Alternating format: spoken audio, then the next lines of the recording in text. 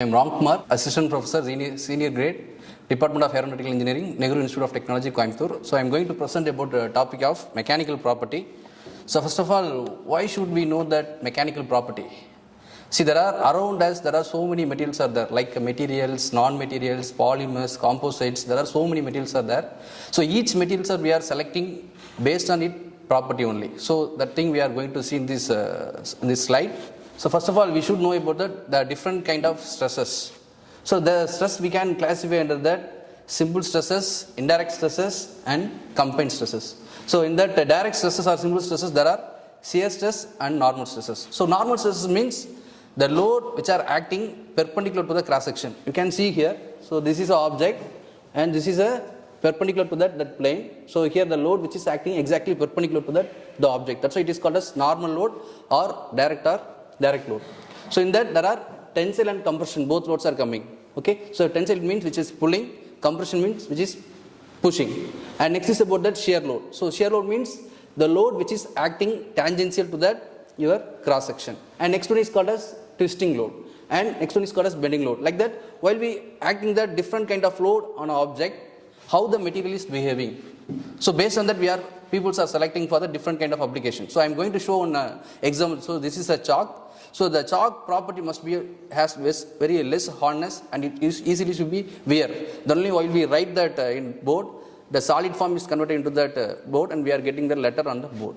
So the first property is called as stiffness. So stiffness means which is resistance to the deformation.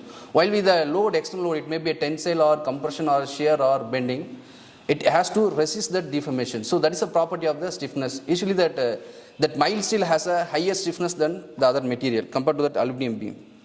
So next property is about ductility. So ductility means when a tensile load is acting on a body, the material should not be easily fail.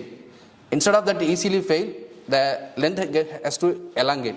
So the elongation, that property is called as ductility. So the property is mainly considered for that, like a making of wires. So next one is about that malleability. So malleability means when we are providing that hammering, the waveform of that thick sheet to that thin sheet. So the property is mainly considered for that making of the sheet metal, like a car body panel. So everything for making those items, the people are considering this property called as malleability. And resilience. So resilience means while we acting the load, the material is absorbing energy up to that elastic limit. So that is the property of the resilience.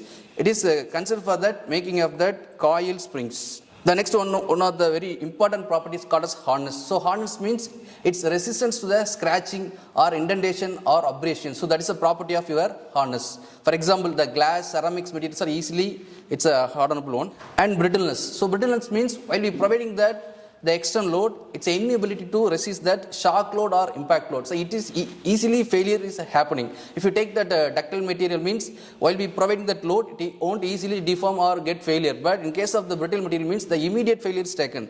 So that's why it is called as brittle nature.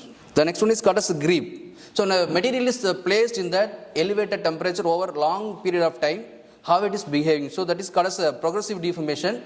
So this particular property is considered for that gas turbine. So that's all about that mechanical property. Thank you.